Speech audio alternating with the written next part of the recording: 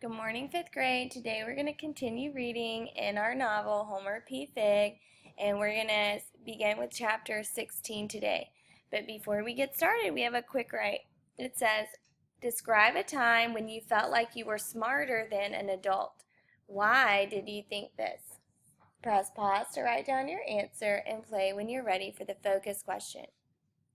It says, what do Mr. Willow's and Homer's interactions with Frank and Kate Nibley tell us about the differences between Homer and Mr. Willow's life experience?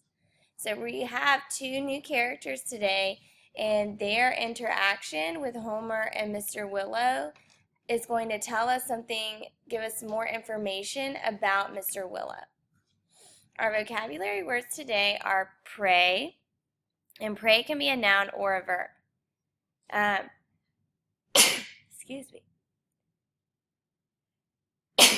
Excuse me.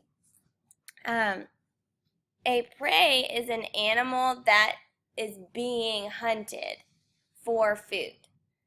And so if you look at this picture, the prey is the antelope that's being killed by the cheetah. To prey means to hunt or kill for food. So the cheetah is preying on the antelope, which is also its prey. In this picture, the bird is the prey and the snake is preying on the bird. Number 3 is predator. That is the animal who wants to kill the other animal. So the snake is the predator because it's preying on the bird. The cheetah is the predator because it's preying on the antelope. The last one is naive, and that is when you lack experience, wisdom, or judgment. And so in this little cartoon, the fruit is saying we get a new home. Ooh, are you our new bowl? But what they don't realize is that, they think they're moving to this, cool new home. But what they don't realize is that it's actually a blender and they're about to, get blended into a drink. Okay, so they're naive. Turn the page. Today, as we're reading, we're going to collect CSPS evidence for Frank and Kate Nibley. So in box 1, we want to be able to describe, in the first part, we're just going to describe Kate, and in the second part, we're going to describe Frank.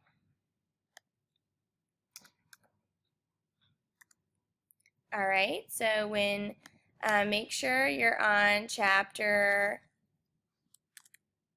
I'm just going to change this really fast. Make sure you're on chapter 16 and get ready to read. It says, an old cobblestone street leads to Portland Harbor, and everyone on the train at the train station said we can't miss it. Our feet will tell us when we get there, but miss it we did. Seems that Mr. Willow hasn't got no more sense of direction than a blind kitten, and won't stop to ask along the way because he's afraid of pickpockets and thieves. A great man has entrusted me with a sum of money, he mutters to himself, checking his pockets. I dare not risk it. I've got my eyes peeled for lowlifes, figuring a city like Portland might have its own versions of smell and stink lurking about, but we don't run into anybody that fits that description. Matter of fact, no one seems to be paying us any mind as we wander through fine neighborhoods of big houses shaded by green elms. Turn the page, page 84. Oh dear, says Mr. Willow, I seem to have gotten turned around again. Did we pass that yellow house before? Twice, I tell him. We're headed uphill. Indeed we are, he says. Are you averse to going uphill? I expect the water part of the city will be downhill, Mr. Willow. Really? He asks, as if shocked by the idea. Extraordinary. Let's go downhill for a while, I suggest. See where it takes us. Mr. Willow lets me tug him along by the sleeve, and in a few minutes we get clear of the big elm trees and see the sparkling harbor laid out before us. The port is packed with ships of every size and shape. There are schooners and paddle wheel steamships, and sloops and ferry boats and wherries, and many kinds of vessels than I ever imagined, all crowded along the waterfront like bees trying to feed at a hive. "Oh my," says Mr. Willow, staring in wonder. "Oh my, oh my." Now we can see where we're headed and keep the busy harbor in sight. We're able to cut through the side streets and down the pretty hills until finally we find the promised cobblestones under our feet and the big iron gates to the steamship lines dead ahead. The cobblestones are mobbed with people in a hurry to get somewhere, fine people in fine clothes, and working men in rags, and police and sailors. Boys no older than me are loading carts and smoking clay pipes and looking very superior. We'll stop right there because we have information about our setting. In box 2A, we would write, Mr. Willow and Homer are wandering through the streets, trying to find the route to the steamship. Press pause to write down your answer and play when you're ready for the quote. And we can write down this quote on page 84. That starts with until in the middle of the sentence.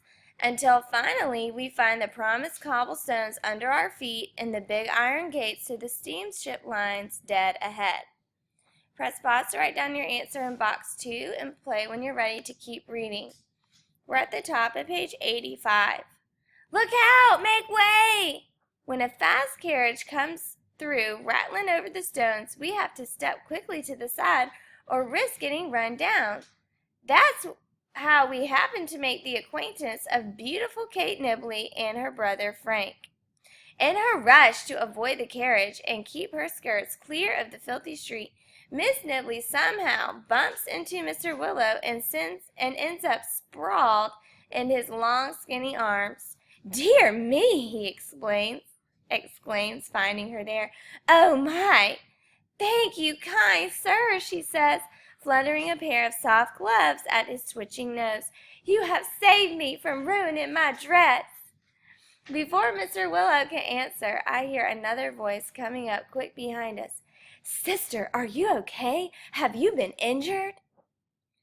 That's her brother Frank, who looks about to be Mr. Willow's age and dressed like a prosperous gentleman, with a finely tailored suit and a gold chain for holding his pocket watch, gleaming leather shoes, and a mustache that curls up at the ends. Once he realizes what has happened, that the skinny clergyman has saved his sister from falling down, or worse, he can't thank Mr. Willow enough. We will stop right there because we have been introduced to our two new characters, Kate Nibley and Frank Nibley. And so Kate Nibley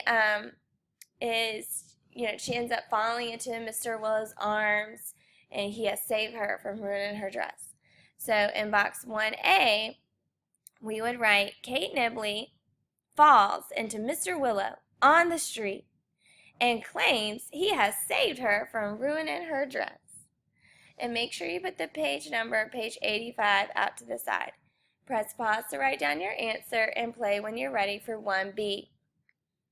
And for Frank Nibley, it tells us that he is dressed very well. He looks to be very wealthy, and he just keeps thanking Mr. Willow for saving his sister.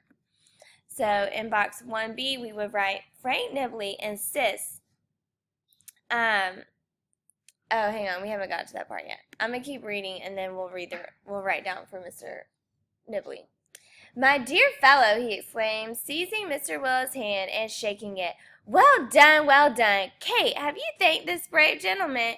"Yes, brother," she says, sounding ever so sweet and meek. "I let him kiss my gloves." Mr. Willow's hand gets as red as a ripe tomato, but he seems very pleased with himself. Frank looks things over, a big smile on his face, and his friendly eyes glit with humor. "Kiss her gloves, did you? Well, that's practically a proposal of marriage."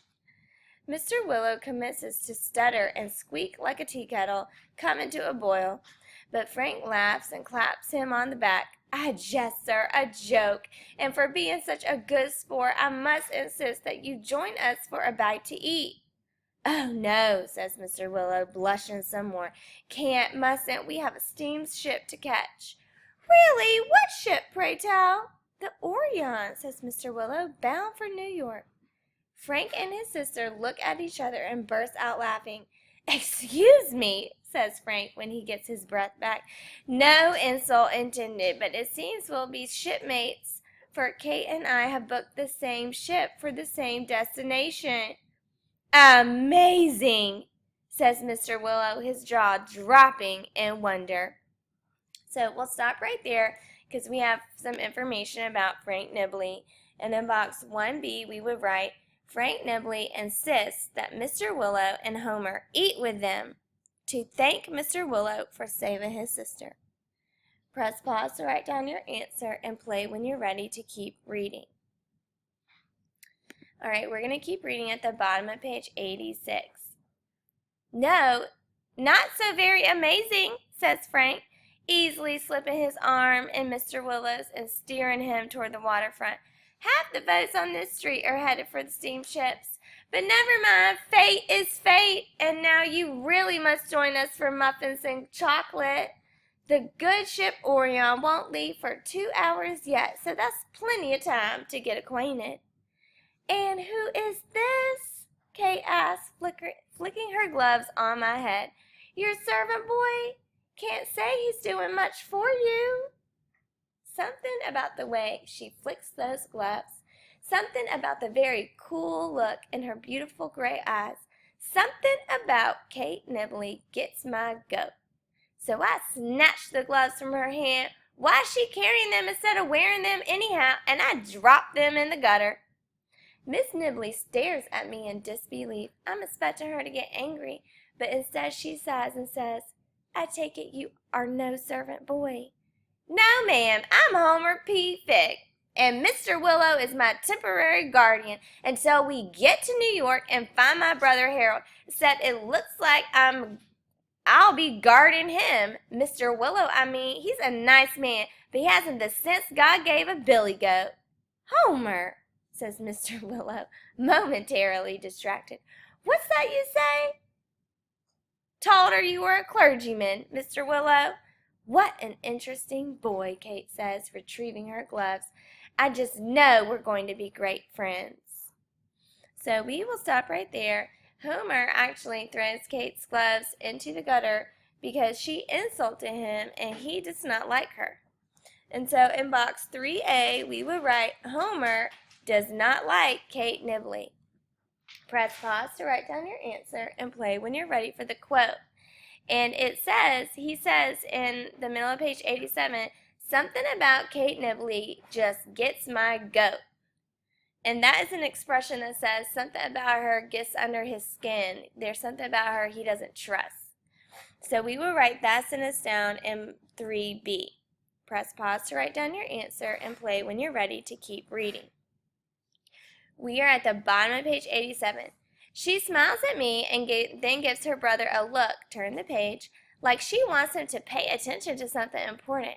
And then Frank Nibley suddenly grins and claps his hands together and says, Homer Figg, splendid! So you're the cause of the journey, are you? He reaches out, shakes my hand before I can snatch it away. I've forgotten my manners. Allow me to introduce myself. Frank T. Nibley, attorney at law, Justice of the Peace, and entirely at your service. Here's something I didn't know, but soon found out. When a lawyer shakes your hand and smiles with just his teeth, you better run for your life. All right, and so we actually do not have a solution because the problem is not solved. Instead, the author gives us a clue that there is an even bigger problem with these characters. So in box 4A, we would write, there is not a solution to the problem. Instead, Homer reveals that he does not trust Frank Nibley. Press pause to write down your answer and play when you're ready for 4B. And you would write down this last sentence on the page. When a lawyer shakes your hand and smiles with just his teeth, you best run for your life. And when you're finished writing that down, you need to get started on the paragraph.